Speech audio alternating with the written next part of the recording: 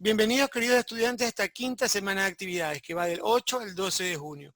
En esta semana vamos a trabajar con la ley de gravitación universal y con las leyes de Kepler. He aquí el desafío. Una nueva semana, un nuevo desafío. En esta ocasión tenemos un problema de aplicación de gravitación universal y leyes de Kepler. Tenemos, considere un satélite de masa m que se mueve en una órbita circular alrededor de Neptuno. Vamos a suponer que este es el planeta Neptuno y que aquí tenemos este satélite que está en órbita. Va con una rapidez v y está a una altura h con respecto al planeta. Entonces, si el satélite es geosíncrono, entonces va a aparecer como que está en una posición fija mientras está en la órbita. Nosotros estamos en el planeta y el satélite se mueve con nosotros. Es decir, que para nosotros está en una posición fija. Para que eso de ahí se cumpla, significa que el periodo del satélite en esa órbita debe tener la misma duración que el día solar de ese planeta. Entonces, en este problema nos piden la altura a la que se encuentra el satélite. Se refiere a esta altura a la que se encuentra en órbita este satélite, la gravedad que experimenta ese satélite mientras está en esa órbita y qué velocidad orbital lleva. Entonces, para encontrar la altura a la que se encuentra el satélite, bien puedo aplicar la tercera ley de Kepler. Pero en esta ocasión la voy a demostrar la tercera ley de Kepler, partiendo desde la ley de gravitación universal. Entonces, la fuerza de gravitación entre el satélite y el planeta viene dada por la siguiente ecuación. Fuerza gravitacional es igual a la constante de gravitación universal por la masa del planeta por la masa del satélite sobre la distancia que separa al centro de la Tierra del satélite, pero esa distancia que le hemos llamado r va al cuadrado. Listo. Esta fuerza de atracción gravitacional es la que permite que esté en la órbita. Por lo tanto, es una fuerza centrípeta. Entonces, tenemos que la fuerza gravitacional es una fuerza centrípeta. Por lo tanto, para fuerzas centrípetas tenemos la siguiente ecuación. Masa por aceleración centrípeta. Si seguimos reemplazando, sabemos que la aceleración centrípeta viene dada por la velocidad orbital al cuadrado dividido para la distancia, que en este caso es r. Entonces, masa, velocidad orbital al cuadrado dividido para r. Entonces, ya con estas dos ecuaciones podemos hacer la relación entre las dos. Nos queda entonces que masa del satélite, velocidad orbital al cuadrado, dividido para r, va a ser igual a la constante de gravitación universal, masa del planeta, masa del satélite, sobre esa distancia al cuadrado. Podemos simplificar aquellas cosas comunes. Tenemos entonces que para este cálculo la masa del satélite no es importante. Podemos simplificar r con una r. Entonces nos queda de este lado que velocidad orbital al cuadrado es la constante de gravitación, la masa del planeta dividido para la distancia. Ahora, la velocidad orbital viene dada por la distancia que recorre la órbita dividido para el período de esa órbita. Entonces, visto así, vamos a escribir acá la ecuación. La velocidad, en este caso de la trayectoria, la velocidad que tiene la trayectoria, la velocidad orbital, va a ser igual a la distancia dividido para el tiempo. ¿Qué distancia? Es la distancia de una circunferencia. O sea, 2pi r dividido para el período. Entonces, ya podemos seguir con nuestro análisis. Nos queda entonces b cuadrado sería 2pi r sobre período al cuadrado va a ser igual a giga, que es la constante de gravitación, masa del planeta, que en este caso es Neptuno, dividido para r. Entonces luego tenemos que 2πr al cuadrado, tenemos entonces 4πr cuadrado dividido para período cuadrado. Y esto es igual a la constante de gravitación universal, masa del planeta, dividido para R. Entonces, nos queda 4π R cubo, porque este radio pasa a multiplicar, y nos queda esto igual a giga masa del planeta por el período al cuadrado. Entonces, nos queda, vamos a escribir primero el lado derecho, nos queda que giga masa del planeta por el período al cuadrado va a ser igual a 4 por pi r cubo.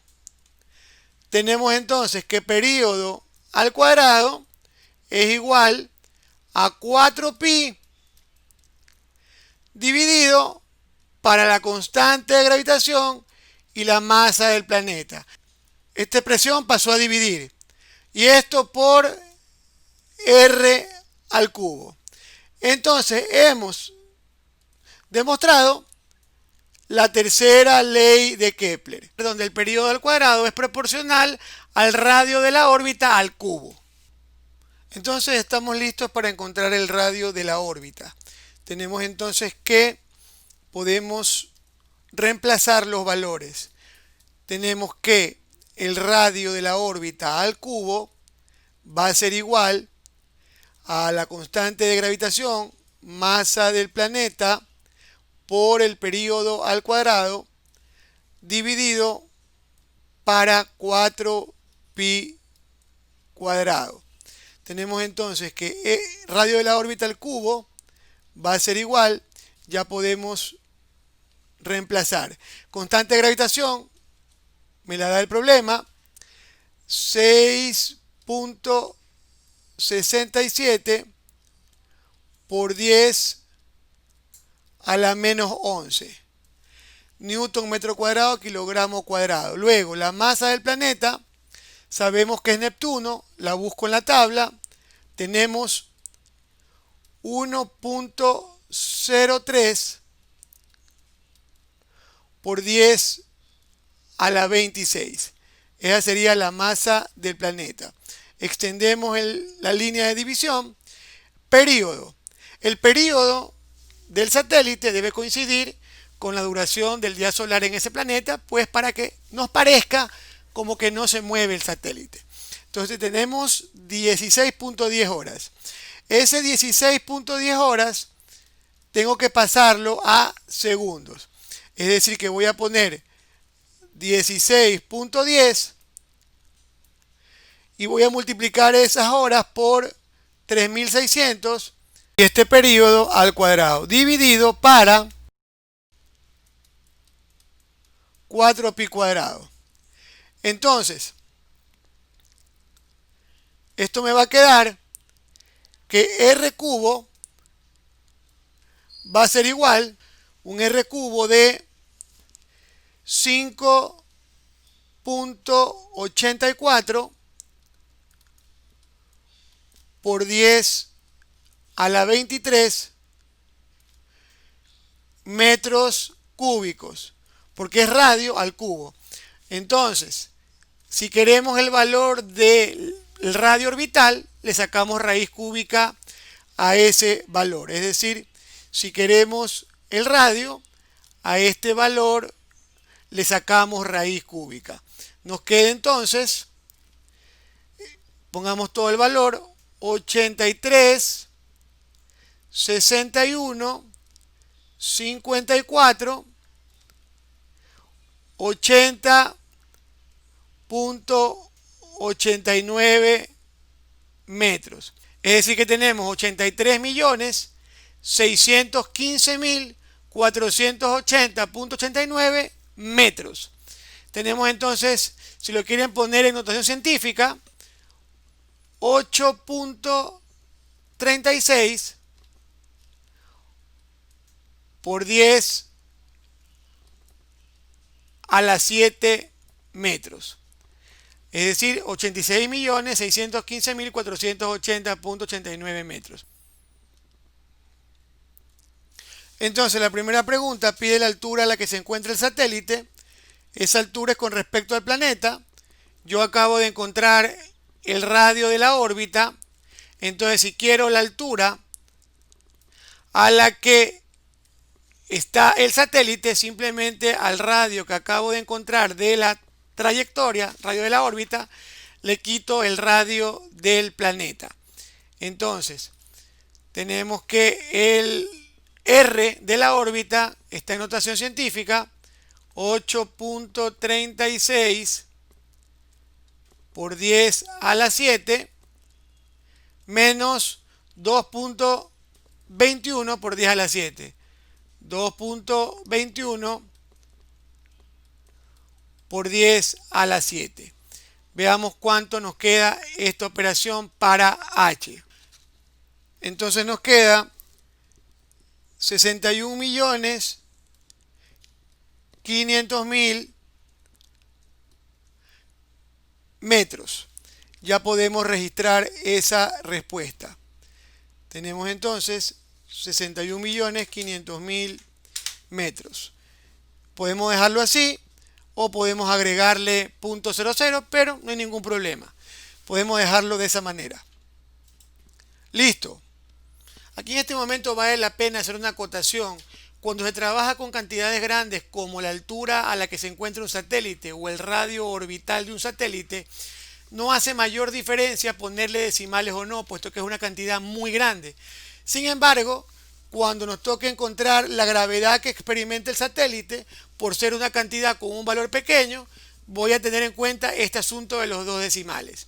Entonces, continuemos con el desarrollo del problema. Entonces, continuemos. Vamos a encontrar la aceleración centrípeta que experimenta el satélite. Entonces, habíamos tenido hace un momento un análisis donde la fuerza gravitacional era la constante de gravitación, la masa del planeta, la masa del satélite sobre el radio orbital al cuadrado. Y habíamos dicho que esa fuerza gravitacional era una fuerza centrípeta. Entonces tenemos masa por aceleración centrípeta. Podemos relacionar estas dos fórmulas. Nos queda que masa por aceleración centrípeta es igual a la constante de gravitación, masa del planeta, masa del satélite, sobre el radio orbital al cuadrado. Podemos simplificar. Entonces tenemos que la masa del satélite no afecta a nuestros cálculos, la podemos eliminar. Entonces, ¿qué es la aceleración centrípeta? Es la aceleración que experimenta este satélite mientras está en órbita. ¿Qué más es esta aceleración centrípeta? Es la gravedad que experimenta el satélite en esa órbita. Entonces ya le podríamos hablar de la gravedad que experimenta ese satélite. Simplemente tenemos constante de gravitación, masa del planeta, radio orbital al cuadrado. Vamos a reemplazar. Tenemos que la constante de gravitación universal es 6.67 por 10 a la menos 11. Estábamos hablando de Neptuno. 1.03 por 10 a la 26. Y el radio orbital habíamos encontrado en el literal anterior 8.36 por 10 a la 7, pero este valor está al cuadrado. Procedemos a realizar la operación. Como es una aceleración, las unidades son metros sobre segundo cuadrado. Lo registramos aquí. Sería 0.98. Importante poner la precisión de los dos decimales. Continuamos. Entonces, ya respondimos el literal B, que se refería a la gravedad que experimenta el satélite. Por último, tenemos la pregunta número 3, que se refiere a la velocidad orbital del satélite. Podríamos utilizar para este literal C la ecuación de velocidad en función del período, que sería igual, velocidad igual a 2pi radio orbital sobre período. Por lo tanto, vamos a reemplazar. Tenemos 2pi por el radio orbital, ese radio que nos quedó 8.36 por 10 a la 7. Fue parte de los cálculos que hicimos en el literal A.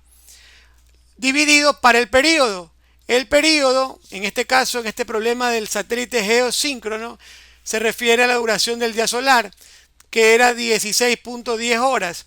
Entonces 16.10 lo pasamos a segundos por 3600 y procedemos a realizar el cálculo, el cual nos queda 9062.70 metros por segundo.